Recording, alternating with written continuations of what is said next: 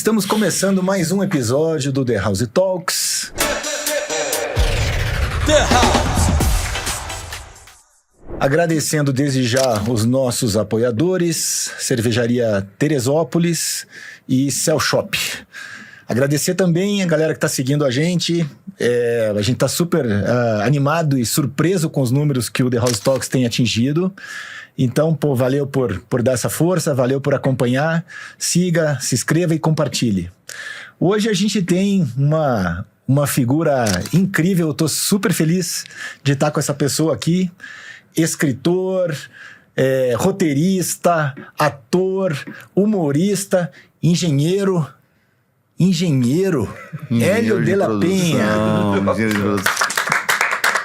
Hélio de la Penha, vamos começar falando disso já. Engenheiro, cara? Engenheiro de produção. Engenheiro de produção. Que legal, cara. É um pouco menos engenheiro. Você sabe que meu filho mais velho é engenheiro de produção. É?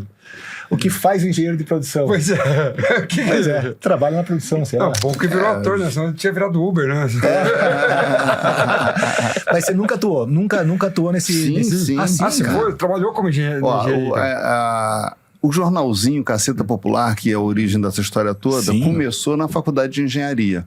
Eu, o Beto Silva e o Marcelo Madureira, a gente era da mesma turma da engenharia na UFRJ. E é ali que a gente já atuava em movimento estudantil e tal, e aí a gente resolveu fazer um jornalzinho para zoar até com o movimento, zoar com as coisas da faculdade e tal. E aí o jornalzinho começou ali, só para engenharia, depois foi para a universidade, aí depois a gente chamou o Bussum do Cláudio Manuel, começamos a fazer um jornal já de assuntos mais gerais e vender já fora da universidade para o público ainda artesanalmente, vendendo de mão em mão e tal. Então começou lá. Entendeu? Mas a gente foi fazendo o jornal, depois virou revista e tal, e em paralelo fomos seguindo com o curso da engenharia. A gente se formou, aí os três foram cada um para uma empresa, né? E a gente só conseguiu sair da engenharia para o humor 10 anos depois que a gente começou o jornalzinho. Cara, o jornalzinho era de humor já, hein? Jornalzinho de humor, chamava Caceta Popular. Sátira... Sim, Caceta legal. Popular. Aí virou a revista Caceta Popular. Aí depois surgiu o Planeta Diário, né? Planeta Diário. Na verdade, o Planeta Diário surgiu antes da revista. Surgiu depois do jornal, mas a revista, a gente procurou a editora que estava publicando o Planeta Diário para transformar o nosso jornalzinho, que não vendia em banca nem coisa nenhuma, só era restrito lá ao Rio. E aí a gente procurou essa editora que estava publicando o Planeta Diário já nacionalmente, distribuição nacional nas bancas e tal. E aí a gente começou um bate-bola. E quando o Jô Soares saiu da Globo, foi para o SBT, a equipe de redação também ele levou. E aí, para criar o programa TV Pirata, o Cláudio Paiva, que era o redator final, e o Guel Arraes, o diretor-geral, eles queriam fazer um programa diferente. Então, a ideia deles era trazer gente que não estava escrevendo para outros programas de humor, para não vir com os vícios dos programas anteriores, para criar uma coisa completamente nova, que foi o TV Pirata, né? Que foi uma doideira na época, né? Para fazer uma coisa mais inédita, mais nova. Exatamente. Legal. Que bacana. Pô, e quem diria que, então, o Caceta e Planeta surgiu, a semente surgiu lá no curso de engenharia. No curso de engenharia. Cara, mas vocês tinham alguma ligação com teatro, com televisão, alguma coisa assim já ou não? Foi meio que um acaso? Só gostava. Pô, que só legal, consumia. Meio destino mesmo, foi... Legal. Pô, você é um cara, eu tava te comentando antes, você é um cara tranquilo pra caramba, né, cara? Você fala, você é família de... carioca, lógico, mas você é família de mineiro, de baiano? Não, tudo carioca. Tudo carioca. Tudo carioca. Porque você tem uma coisa assim do mineiro, de calma de falar, transmite uma... Sempre que eu vejo você falando, você é um cara zen pra caramba, você é um cara que faz yoga, meditação. Eu faço natação, não faço nem... Tá. Faço natação no mar. Você nada, Mas, né, cara? claro. Você faz prova até e tal, Sim, né? sim. Ah, você Não ganho compete? nada, Mas compete, gente, tudo certinho. Né, participo. Ah, legal. Eu legal. nada, tô mais parado que não sei que pedra, eu acho. Olha. Ô, Hélio, e aí, pô, daí disso aí tudo virou o Cacete Planeta, que foi um fenômeno da televisão, né? Sim. 18 anos no ar, o Cacete Planeta Urgente, né? Sim. E sempre líder de audiência e tal. Foi uma mudança bem grande, né? Há quantos Foi anos o legal. Caceta não tá mais no ar? Mais ou menos, só Cacete pra ter uma Planeta- ideia. O Cacete Planeta Urgente, que foi um programa... A última temporada foi em 2010. 2010, Em 15 anos. 15 anos. 2012, a gente ainda fez Cacete Planeta Vai Fundo, que aí era diferente, eram programas temáticos, foram 2 ou 3 temporadas num ano só, já uma coisa, enfim, era completamente diferente. Outra coisa. E um horário diferente, então... Para o grande público, o marca mesmo é o Cacete Planeta Planeta Urgente, Urgente, de 92 até 2010, né? Caramba. Mas era um fenômeno tão grande que você vê agora, a gente falou Cacete Planeta Urgente, me vem imediatamente a música, aquela que tinha no fundo, Sim, que rodava no fundo e tal. Sim. Com a minhoquinha né? dando risadinha A no final. minhoquinha e tal, tá aqui na mente. Aquela música pô, foi muito boa. O compositor Omur Shebab, Impressionante. ele fez uma coisa que parecia uma coisa de urgência, né? Não, é muito boa, marcava, né? Uma trilha que marca, assim, que E você ficou acabou de na lembrar, mente, né? lembrei. Não veio na tua mente isso? Sim, na hora veio a risadinha daquela aquela minhoquinha, né? Uma cobrinha. né? Uma cobrinha. Na hora veio a risadinha dela no final. Muito E legal. eu lembro que em algum momento do Cacete Planeta, o Cacete era tão forte que eu lembro que fizeram uma pesquisa de quem eram os artistas com mais força na televisão, né? Sim. Mais Revista influentes, Veja, né? Foi a revista Veja, exatamente. Eu lembro bem disso. Dessa matéria da Veja, quem eram os artistas mais poderosos, digamos assim. E o Cacete Planeta era o primeiro da lista. Essa revista foi uma surpresa pra gente. Isso foi em 2003. E aí, quando saiu essa revista, a gente viu que a gente foi na banca, assim, domingo, a gente olhou, nossa cara tava ali. Mas a gente não tinha noção de que a gente seria o primeiro. A gente pensava, estamos entre eles. Aí fomos abrindo a revista, aí passava Xuxa, Galvão Bueno, Faustão. Aí os... Boa, Cacete era... Cacete Planeta. Era os artistas, a gente era os artistas Mas mais vocês não tinham poderosos, essa noção de quanto poder na mídia Não vocês tinham? tinha. Eu acho assim, acho que você não pode, não deve ter esse tipo de noção, que eu acho que isso estraga muito.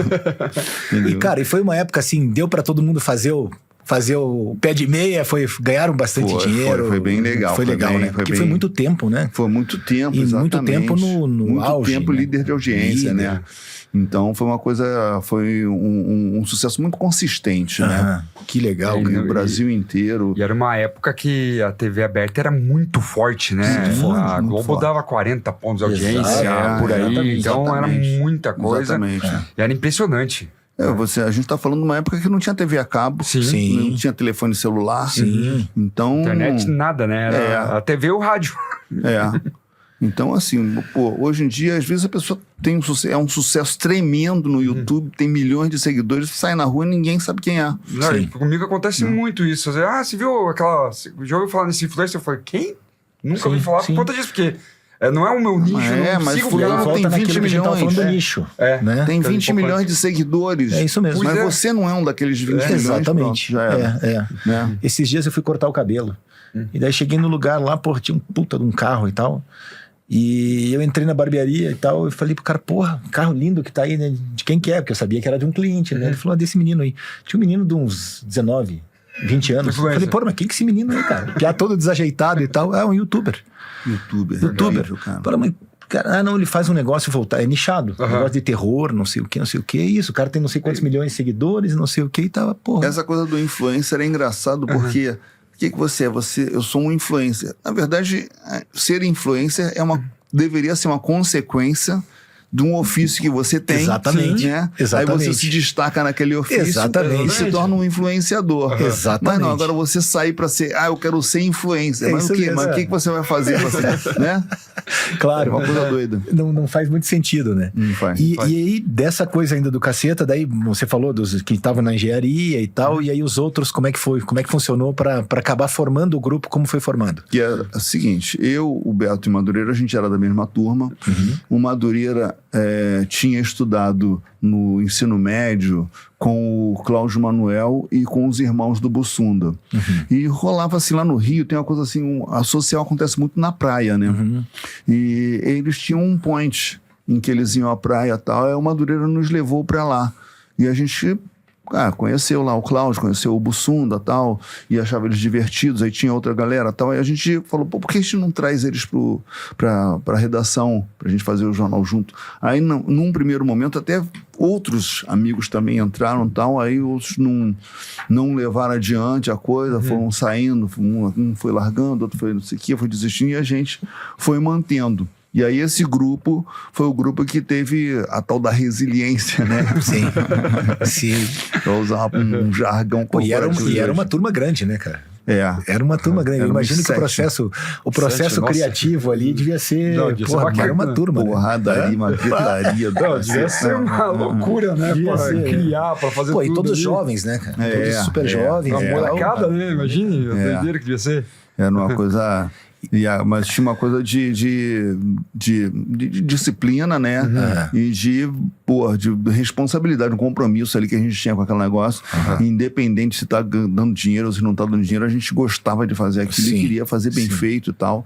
Então isso foi uma coisa que foi muito determinante. E eu acho que de alguma maneira, assim, a gente da engenharia ali, de alguma forma... tinha um peso nessa coisa, porque a gente... você fazer engenharia é um trabalho bem difícil, né? Você tem que sentar a bunda na cadeira e estudar pra caceta. Então, usar aquele mesmo gás pra uma coisa que você curte, entendeu? E levar... Eu sempre falo que, assim, na época que a gente começou lá atrás com o jornalzinho, existiam vários jornais. Entendeu? Era uma coisa, essa época do jornal tabloide, recém-saído da ditadura militar, então tinha uma profusão enorme. E aí poucos levaram adiante aquela proposta de seguir e tal, insistir, persistir e tudo, né? Então eu acho que isso foi um mérito bem forte da galera do Caceta. Quando, depois da ditadura, que deu aquela liberdade, né? Muitos surgiram e vai caindo, né? Vai saindo um pouquinho ali, vai sobrando, vendo alguns ali, e vocês foram deles. Exatamente. Legal. E vocês tinham um lugar, tipo assim, como é que funciona? Como é que era a dinâmica do grupo, assim? Vocês criavam aonde? Vocês trabalhavam juntos ou cada um fazia uma coisa? Peraí. A gente sempre trabalhou coletivamente, sempre algum lugar onde tinha uma mesa e a gente podia se reunir. Na época da revista, a gente tinha uma sede. A gente começou numa sede, era durante muito tempo, era um galpão. Na parte de baixo tinha uma loja de artigos de Umbanda e produtos da Bahia, que o pai do Cláudio Manuel, um baiano comerciante e tal. E aí ele tinha esse prédiozinho, um prédiozinho no centro da cidade. E aí a parte de cima a gente ocupou com a redação do Caceta. E aí teve um momento que a gente, além da revista, a gente fazia também camisetas, né, para compensar ali, porque a revista nunca deu grana de fato, né, mas aí a revista, as camisetas às vezes elas compensavam o prejuízo da revista e tal, né, e aí virou também uma malharia num momento, ele uma coisa enorme lá. E quando a gente foi contratado para ser redator do TV Pirata, a gente começou ali, depois a gente mudou para uma outra casa já em Botafogo, na Zona Sul e tal, e quando a coisa deu super certo, a gente comprou uma casa em Ipanema que virou o nosso QG durante muitos anos, né? Quando o grupo se desfez, a gente até vendeu a casa. Hoje é um prédio lá, um prédiozinho moderno lá, que derrubaram a casa e fizeram um prédio. E assim, quando vocês estavam conversando, assim, dava muita briga às vezes, porque...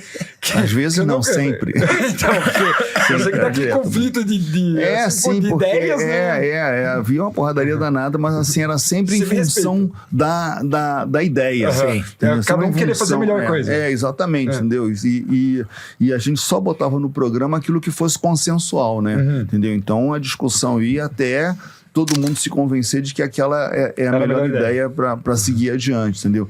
Não tinha essa coisa assim, eu sempre quando vou conversar com gente que está fazendo coletivo de humor, eu falo tomar cuidado com um tal do compadrismo, assim, né? Então, tipo assim, você tem uma ideia, você tem outra ideia aqui, eu vou, achei boa a tua ideia, eu não gostei da tua ideia, mas eu falo que eu gostei para você aprovar a minha ideia. E aí, sabe, não, você também, tá legal, tá, e no fim das contas foi com um programa de merda. Sim, a equipe satisfeita. Nessa hora é melhor até discordar, né? Discordar para exatamente, para resultar num produto melhor, o produto final é o que importa, né? Sim. Entendeu? Então, que aquela discussão acontecia ali e tal, na hora do almoço a gente ia almoçar junto e tava tudo certo, né? Entendeu? Saía a gente abraçado. teve várias medidas que a gente tomou para preservar a integridade do grupo, assim, sabe?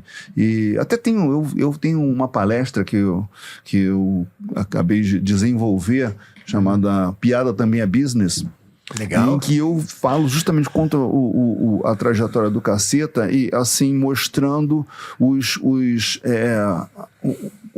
jargões corporativos como eles faziam parte do nosso dia a dia, né? Então a competitividade, o compromisso, a criatividade, inovação, enfim, vou mostrando isso. E uma das coisas assim, a coisa do trabalho em equipe era muito importante. Então, por exemplo, uma coisa que dá muita confusão é você cria um sketch. Aí o sketch você acha legal tal. Aí você quer ser o personagem daquele sketch. Aí se a gente se a gente fosse discutir quem ia ser escalado por ali, isso ia dar confusão. A gente tirou essa decisão do grupo.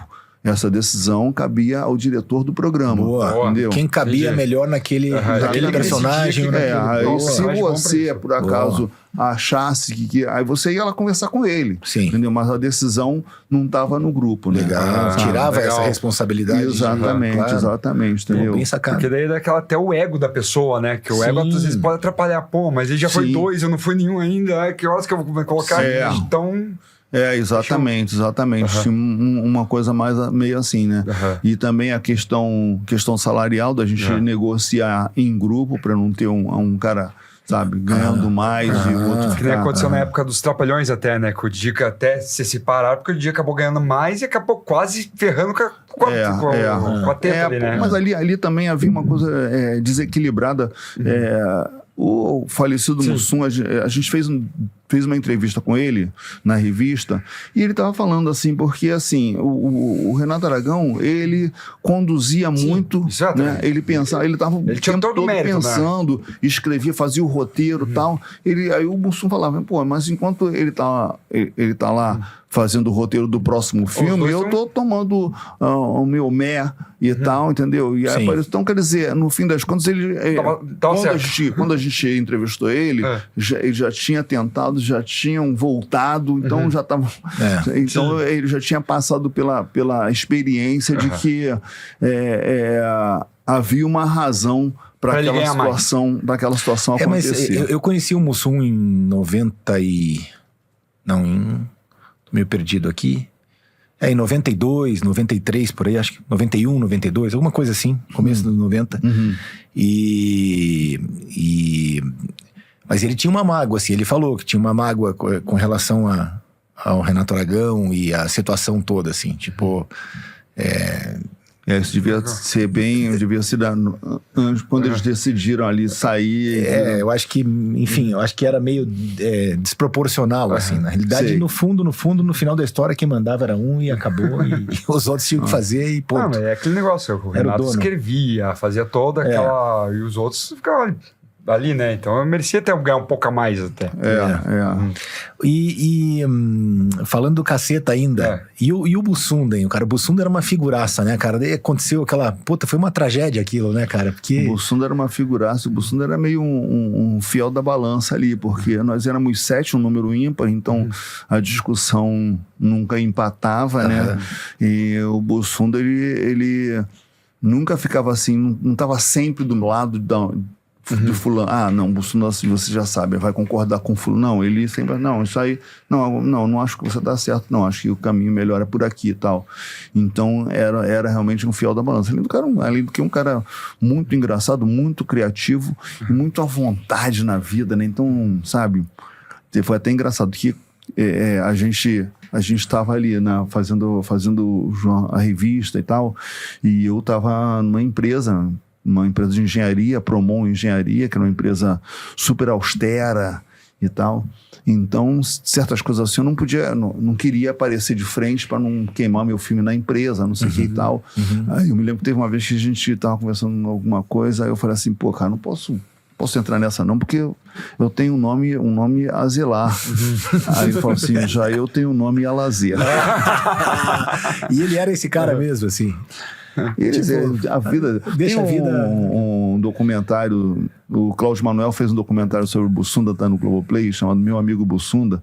Outra coisa assim, a mãe dele matriculou ele num curso de inglês, e ele não queria fazer o curso de inglês, ele não falou nada pra mãe. Aí ele saía de casa e, em vez dele ir para o curso de inglês, ele ia para o calçadão da praia de Copacabana, deitava num banco e dormia. Passa o horário. Acabou o horário e ele voltava para casa. Nossa. Bussunda. Pô, até hoje eu não sei porque que era Bussunda, cara. Bussunda. O nome dele era Cláudio Besserman Viana. Cláudio Besserman. Tá. E aí teve uma época, eu não sei se vocês lembram, que tinha uma campanha do Sugismundo. Sim, né? Sim. E o que acontece? O Bussunda, o Cláudio e o Madureira, eles participavam de uma colônia judaica, a Kinderland. E o Bussunda começou a ter a fama de não tomar banho.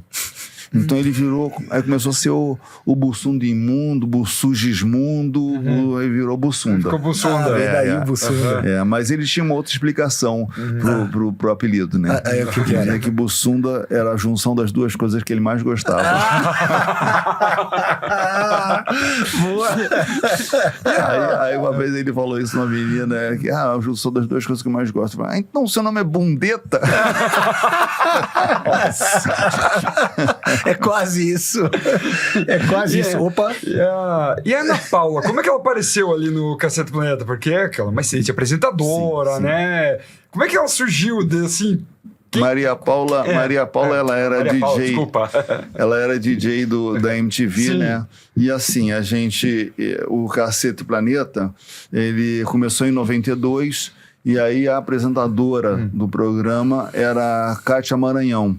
Fez 92 e fez 93. Ela fez 2 anos do Caceta. Aí, em 94, a gente procurou uma outra pessoa. Porque a Kátia Maranhão, ela fazia bem aquele papel, mas ela se restringia. Ela era uma MC ali e tal. E a Maria Paula já era mais moleca, mais à vontade e tal. E entrava na onda. A Globo tinha contratado ela da MTV, né?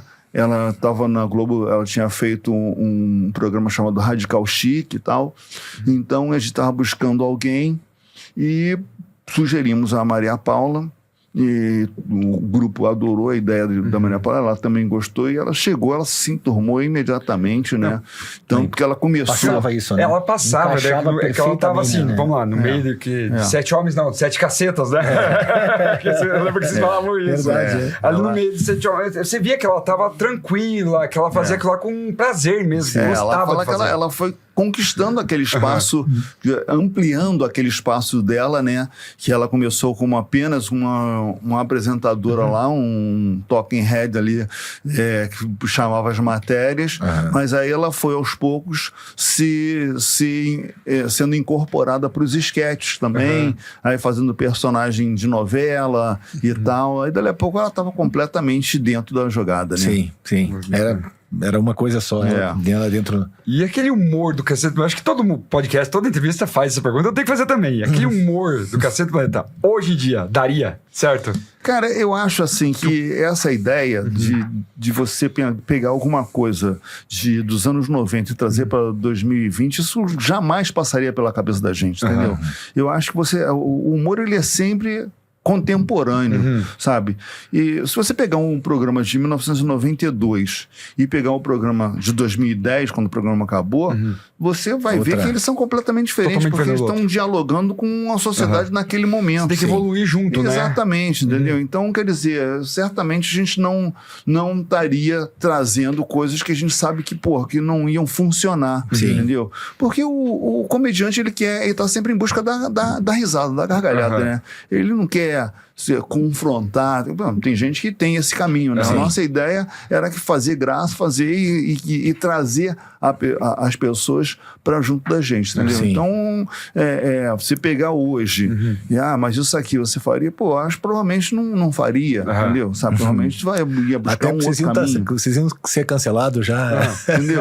Tem uma sketch que eu lembro até hoje, cara, que era com você ainda, que era chocolate cumprimenta, né? Chocolate você ficava fazendo bom dia, boa tarde, bom dia, bom dia. Tinha o chocolate cumprimenta, que era a novela. Chocolate cumprimenta.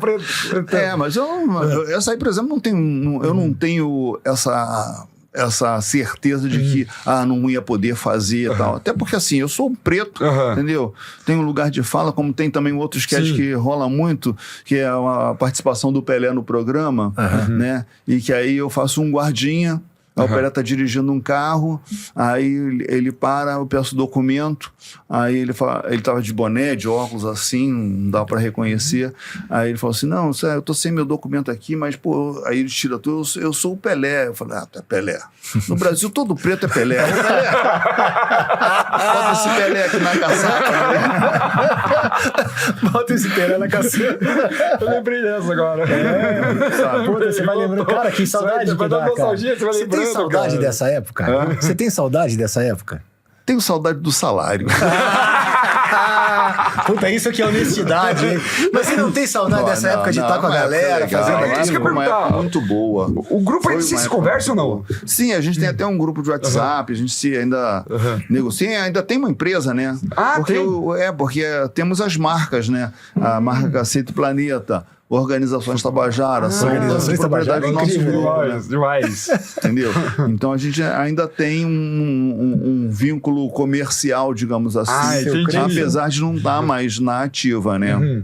Mas tá lá ainda, tranquilamente. No WhatsApp o grupo chama Caceta e Planeta. Caceta, acho que é Caceta, não sei. Agora, assim, de vocês, assim, quem que era o mais atrasado? Que sempre chega atrasado? Sempre tem um. Que chega atrasado no trabalho. Quem que era? Chegava... Sei lá, talvez o Bussunda, mas tem essa coisa, cara, entendeu? Aí é que tá. Eu acho que a gente tinha um senso de responsa, sabe? Que não dava muito espaço pra isso, sabe? Porque as pessoas se sentiam... A pessoa se sentia mal de não estar contribuindo, de não estar ali, não estar ligado, sabe? Era profissional mesmo. Entendeu? Sabe? Entendeu? Então a gente tinha muito essa preocupação, né? E a preocupação também, e a noção também de que o seu sucesso individual, ele era resultado de um trabalho coletivo, né? Tanto que, assim, o Bussunda era a figura mais conhecida, né?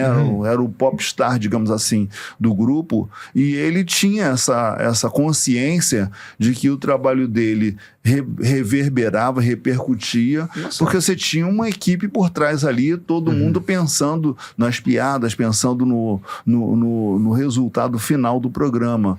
Entendeu? Caraca, que legal. Então, com isso, assim, a gente até, digamos, fazia digamos que Bussunda, por exemplo, contratado para uma campanha publicitária. Tinha uma parcela daquele cachê que ia ser distribuído entre os outros. Caramba, aquela equipe que fez, a equipe junta que fez ele, né? Vamos dizer assim, né? Exatamente. E inclusive, quando ele estaria lá gravando, a gente estaria na redação tocando o programa. Então, quer dizer, havia duas razões. Tinha essa consciência de que era uma equipe. Exatamente. Pô, bacana. Entendeu? Então, eu acho que isso preservou muito com certeza. O grupo, sabe? Que dá união, né?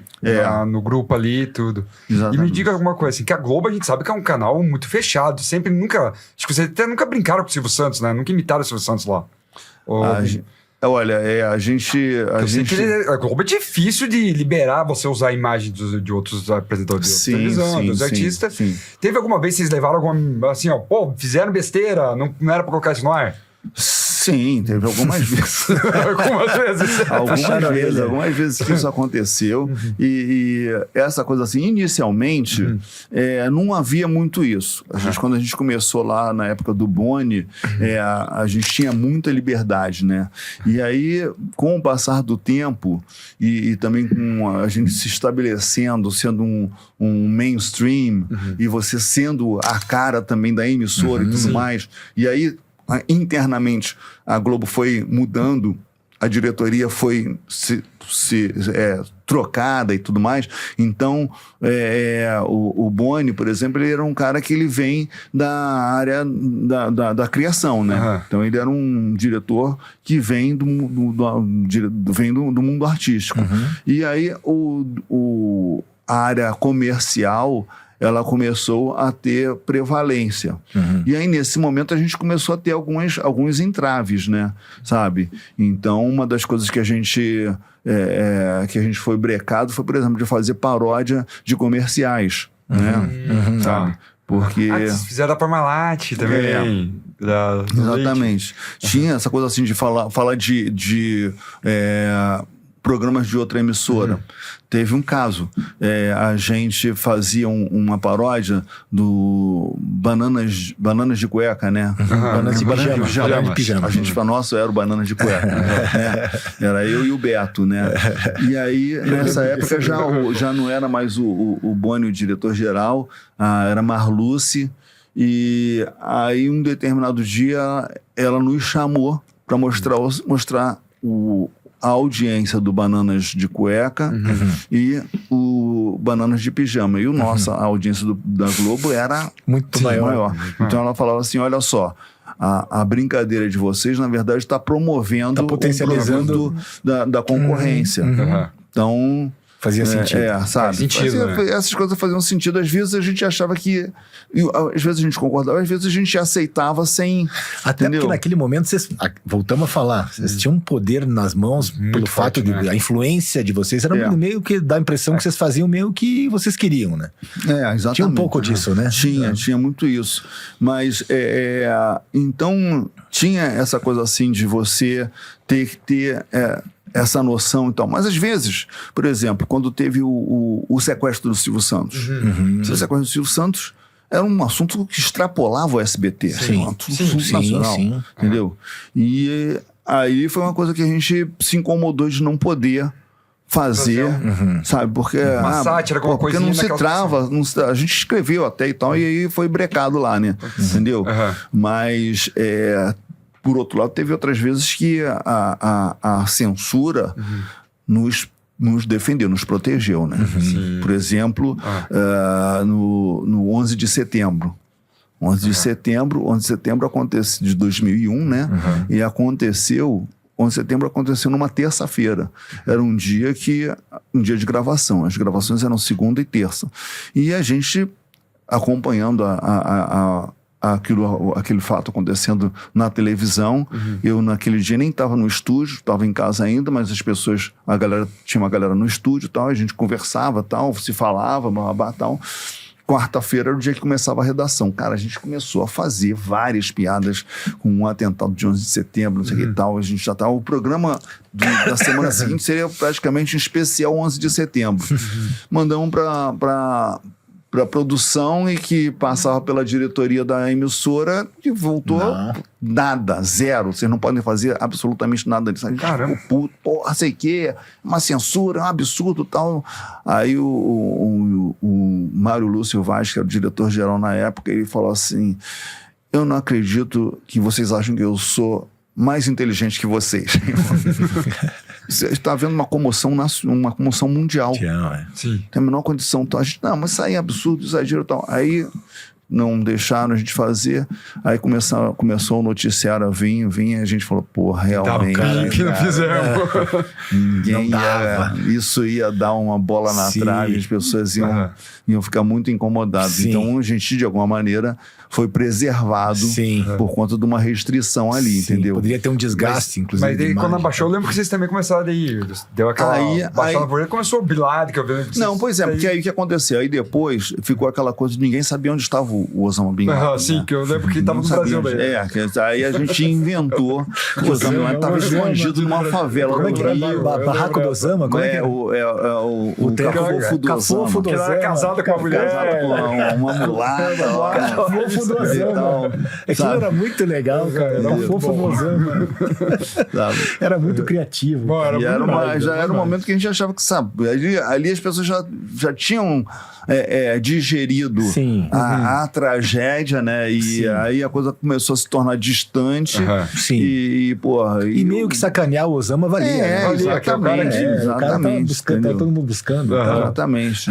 Como que tava o Osama? Tava no Cafofo do Osama. Puta, bem sacado, né? Bem sacado pra caramba, cara. Muito boa ideia. Incrível. Ô, Hélio, e aí depois, Caceta e tal, como é que você veio pro stand-up, cara? Eu ia perguntar isso. Tá. Eu vim pro stand-up pelo seguinte, foram anos, a gente tá falando aqui de anos e anos e anos de trabalho coletivo. Sim. E todos, acho, começamos a ter, assim, uma vontade de, qual é o meu humor individual? O que eu faria que é autenticamente meu e tal, né? E aí, quando a gente ainda estava na equipe, fazendo no grupo e tal, eu comecei a escrever, fiz um livro, o livro do papai, depois escrevi um outro livro, Vai na Bola Glanderson e tal. Enfim, já era uma busca de um caminho individualizado. Certo. Quando encerrou-se o ciclo do Caceta e Planeta, aí eu comecei a buscar coisas do meu... Qual era o meu caminho? Para onde eu vou? O que eu gostaria de fazer e tal, sabe? E aí eu comecei a me aproximar da galera do stand-up, né? O stand-up tinha surgido no momento que a gente estava com o programa no ar, então naquele momento, antes da gente fazer o programa, a gente fazia shows, né? Quando a gente era redator do TV Pirata, a gente formou um grupo. E o Caceta mesmo viajou, não viajou? Viajamos muito, viemos aqui a Curitiba várias vezes, a gente fez muito show no Aeroanta. Sim, Aeroanta. Aquele show 2 horas da manhã e tal, entendeu? Rodava o país, ia para grandes shows, grandes casas e tudo mais. Mas aí quando o programa começou a exigir mais, o programa passou a ser semanal, aí não tinha como fazer show. E eu tinha vontade de voltar pro palco, sabe? Mas o grupo não tinha essa coisa. O grupo já, sabe? E eu tinha vontade de fazer alguma coisa que eu pudesse escrever e ninguém se meter, ninguém vinha encher o saco, entendeu? Sabe? Então, porque tudo que você fazia, você tinha a opinião do grupo, que aí, enfim, aquilo ficava com a cara da equipe, claro. Né? Entendeu? E eu, cara, eu queria ver, e aí, como é que é? Pra onde que eu poderia ir e tal, entendeu? Então, eu comecei a buscar um caminho individual, assim, tal. E aí o stand-up é bem isso, né? Sim, com certeza. É uma coisa... É curioso que, assim, que o stand-up também é muito... É muito autobiográfico, né? Sim. Você fala de si pra caramba. E o Caceta, não. O Caceta, a gente falava da sociedade, falava dos outros, né? Então, isso foi um aprendizado que eu fui buscando, assim, de falar de mim e tal. E aí era uma coisa que eu fui observando também a garotada, como é que ela... Você começa a colocar teus defeitos ali pra galera saber tudo, exatamente. Né? E foi até... Foi curioso. O começo foi curioso, porque assim, eu chegava num camarim, a pessoa, o que esse cara tá fazendo aqui? Será que esse cara sabe fazer isso mesmo? O que o seu Caceta tá fazendo aí? Sabe? E tal. E aí eu ia pro palco, todo mundo ia lá pra ver se eu tinha garrafa vazia pra vender. Né? E você, quando você virou isso pra... vamos fazer stand-up agora, você, de cara, você já sentia super à vontade e tal? Você... Não. Fui assim, fui no sapatinho fazia 5 minutos, pedia, sabe? pedia espaço, assim, posso fazer aí uns minutinhos, fiz. É que você já vinha com puta de um pô. Lógico, né, que eu veio.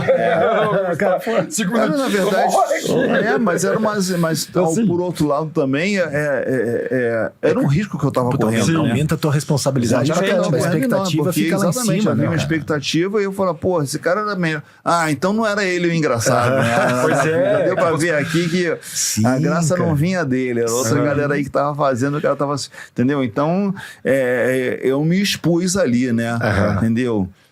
Para me aproximar e tal, enfim. Legal, mas isso foi muito importante, assim, a convivência com a galera e com os coletivos ali, a galera da Comédia em Pé.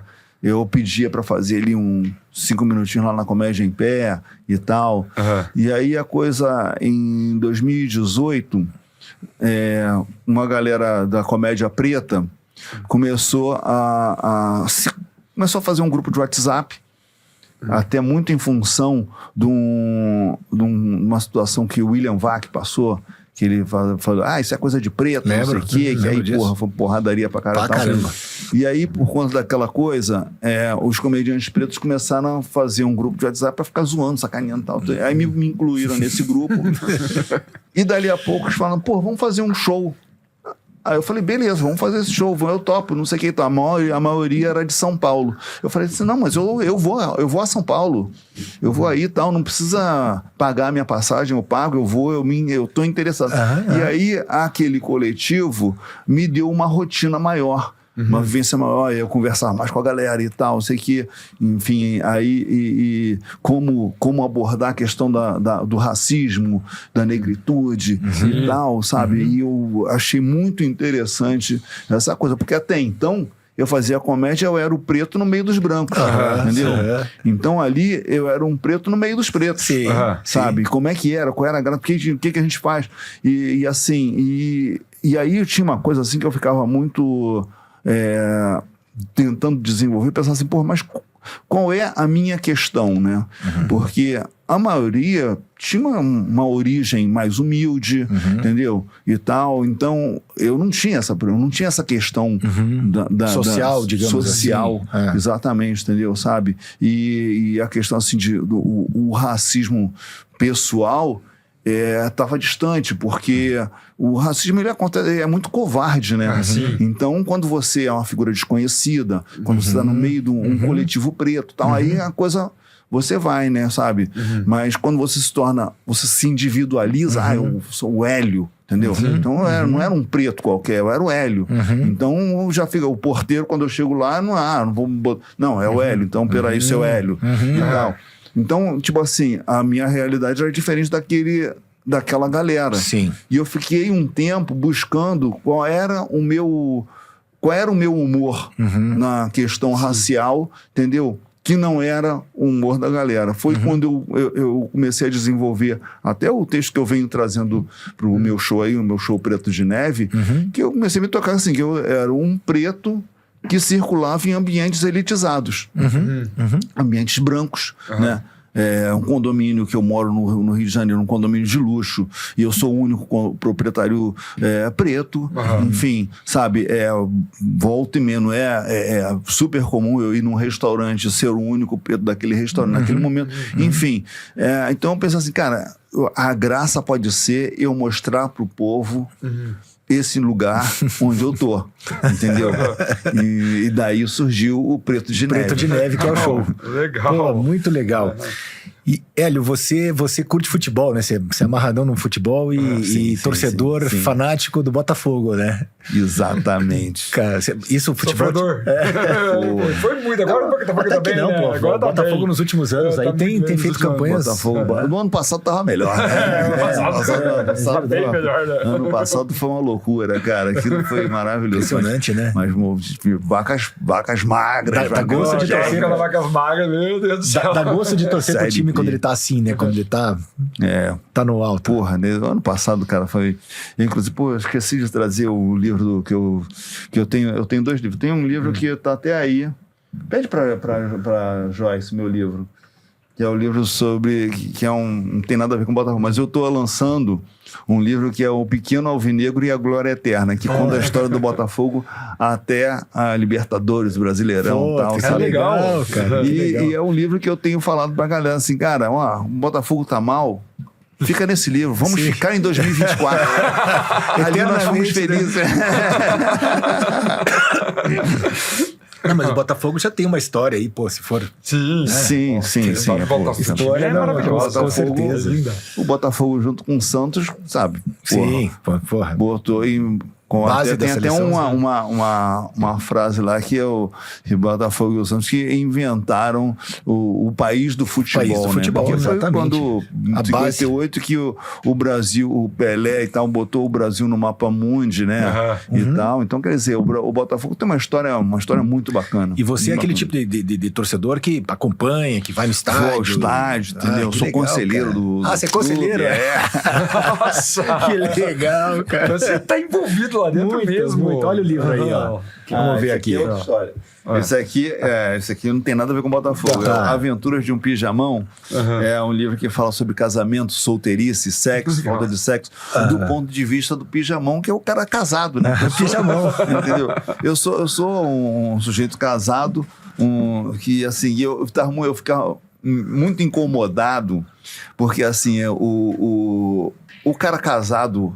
O cara casado na comédia, é o merda, não come ninguém, não sei o quê.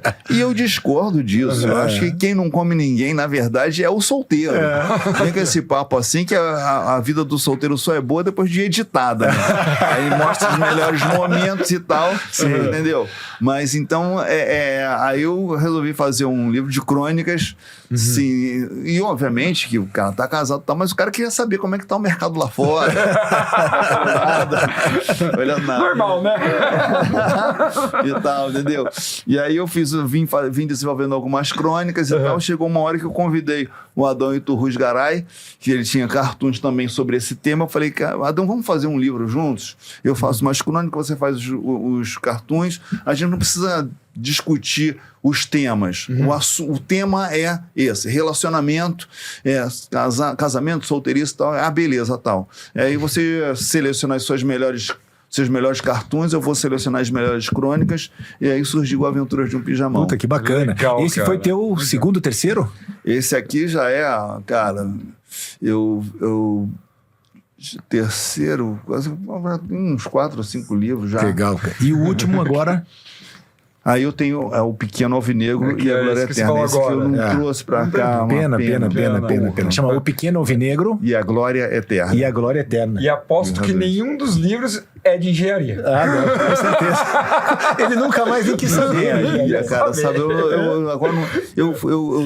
na época do ginásio, né, o Fundamental 2 ali, cara, eu fui campeão de matemática, de concurso de matemática. Caramba! E tal. Hoje eu não sei fazer conta, cara. Eu tava pensando, lembrando. Você calculador, não sei fazer uma raiz quadrada, tirar uma raiz quadrada na mão, derivada, integral. Eu dominava essa porra toda, dava aula de matemática. Na época da faculdade, meu pai nunca me deu mesada, então me virava ali. Eu tinha um estágio na engenharia e complementava também com aulas de matemática, aula particular de matemática para o pessoal lá do Colégio São Bento, onde eu estudei, né? Entendeu? E hoje em dia, meus filhos, eu tenho 3 filhos, 2 fazem engenharia. De produção também, não? Não. Engenharia mecânica, e outro engenharia da computação. Que idade eles têm?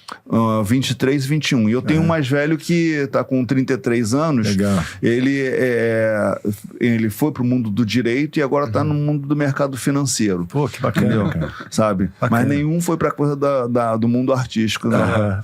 E foi engraçado quando eles estavam entrando, os dois estavam entrando ali para engenharia, e eu falo, não, faz engenharia de produção, que é uma engenharia mais abrangente, você sabe, você lida com vários aspectos e tal, não sei o quê. Só que eu tenho meus cunhados, eles são da engenharia, né? Eu tenho um cunhado, o Marcelo, que ele é bem da engenharia, ele é da engenharia, e o outro é da economia, o Caco. Mas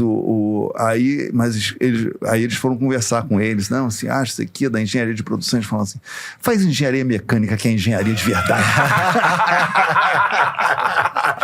Engenharia de verdade. Tem razão. Pô, o papo tá bom demais, mas a gente tem que acabar. Só deixa eu fazer uma última pergunta. Claro, por favor. Só uma última pergunta. Se fosse montar o Cacete Planeta, fazer um remake, Boa. quais seriam os comediantes que você indicaria pra colocar nele? Você poderia falar pra gente ou não? Se fosse na atualidade... Que nem aconteceu com os Trapalhões, que é a Escolinha... Quem que você acha que poderia fazer a galera ali? Quem que você curte, assim? Você fala, puta, tem quem que você curte? Acho que seria dar um time legal, porque assim. porque eu não sei. Aí Sim, não, o que você porque curte, o negócio é o seguinte, é mais fácil eu responder quem eu curto do que quem eu montaria esse grupo. Né? Porque assim, eu acho que a questão da Caceta funcionou porque a gente era um grupo de amigos que aí começou a fazer uma coisa juntos, entendeu? Não foi um grupo criado por um produtor que junta esse, junta aquele e tal, entendeu? E porque aí a gente tinha intimidade justamente para brigar e manter a relação, entendeu? Hoje você junta, os comediantes fera aí, se junta a eles, vai dar problema. Vai dar. Tem aquele negócio de ego, tudo, né? Sim, um quer parecer mais com o outro, tem tudo uma... Mas assim, você curte, assim, no mundo da comédia que você aí... consome, assim, cara, eu gosto do Diogo Portugal. Olha aí, o Diogo. Sim, o Rodrigo Marques, gosto demais. O Maurício Meirelles, Fábio Rabin. Gosto do Kedney Silva. Pô, aqui vou participar agora aqui do meu show, o Bro Malaquias, que legal, é um cara muito bom. Muito bom. Tem as meninas também, tem lá em Minas tem a Paloma Santos, que é uma figura muito boa, Yas Fiorello lá no Rio, sabe? Você tem muita gente boa, né? Muita gente muito, né? boa. É ruim de falar. Nil Agra. Nossa, tem... Nil Agra, puta. Tem bom demais. Murilo Couto. Sim. Nossa, cara. Tem uma galera. É ruim de você falar isso. Thiago Ventura. Minha pergunta muito difícil de responder. Porque tem muita galera boa que como é que você consegue reunir isso num grupo só? Muito boa. Eu acho que juntar... E aí eu não sei se eles vão se entender, né? Bota ali, dali a pouco o couro tá comendo ali. É briga de cachorro grande, verdade. Bom, eu queria agradecer, em primeiro lugar, queria agradecer Rafael Massa. Pô, obrigado pela tua presença, Rafael. Eu convidei o Rafael para participar. O Rafael, um amigo e gente fina, um cara simpaticíssimo, querido demais, e topou fazer o podcast com a gente mais hoje. Mais uma vez aqui no The House, na The House, né? Muito gostoso aqui. Obrigado, sou fã. Quando você falou que velho, eu quero, pelo amor de Deus, cara, é lógico, sem sombra de dúvida eu vou querer ir nele, porque eu sou fãzaço de você, da turma toda ali do Cacete Planeta, né? Eu lembro que concorria com meu pai ainda, eu tinha que ficar mudando de canal toda hora, no comercial eu ficava sabendo, é sacanagem. Então, foi uma maravilha estar aqui, essa nostalgia gostosa. Quero só agradecer The House e você, todo mundo aqui, por ter essa oportunidade de estar junto aqui, entrevistar. E seus pais deixavam você ver o Caceta, né? Deixava. É uma coisa que eu escuto muito, eu falo assim, eu tinha que ver escondido, meu pai não deixava você. Meu pai deixava, meu pai também não tinha como não deixar, né? O programa dele também não dava muito. O programa dele também não dava muita base. Exatamente. Ô, Rafa, e você tá no Salada Mista? Salada Mista todo sábado, lá firme e forte, e na rádio, na Massa FM, de manhã, a partir das 6 da manhã. O Rafa é trabalhador 6 horas da manhã, que horas? 6 horas da manhã, quase. 6 horas da manhã. Começa a rádio, né? Que 6 isso, 4h30 que eu tô de pé já. Pô, o artista peão, né? Esse é. Hélio, muito obrigado pela tua presença, muito cara. Obrigado, você é realmente uma simpatia. Cara zen. Eu tô bem tranquilo, tô bem de boa aqui. O cara tem uma energia boa pra caramba. Legal. Queria aqui, deixar meu Instagram, @lapena. Por favor, me sigam lá, tá? Eu também estou como colunista do UOL. Então, lá no meu Instagram eu tenho os meus vídeos que eu faço pro UOL também. Tem os cortes de show, minha agenda de shows. Enfim, sigam lá, tá? Pô, e quem não assistiu ainda... Branco de Neve. Preto de Neve. Branco de Neve é sacanagem. Quem não assistiu Branco de Neve? Misturei a Branca de Neve com Preto de Neve. É sacanagem. Quem não assistiu Preto de Neve, não deixa de assistir, que, porra, é demais. Valeu você que tá seguindo a gente aí, acompanhando. Siga e compartilhe. Um abraço, até a próxima. Valeu. The House.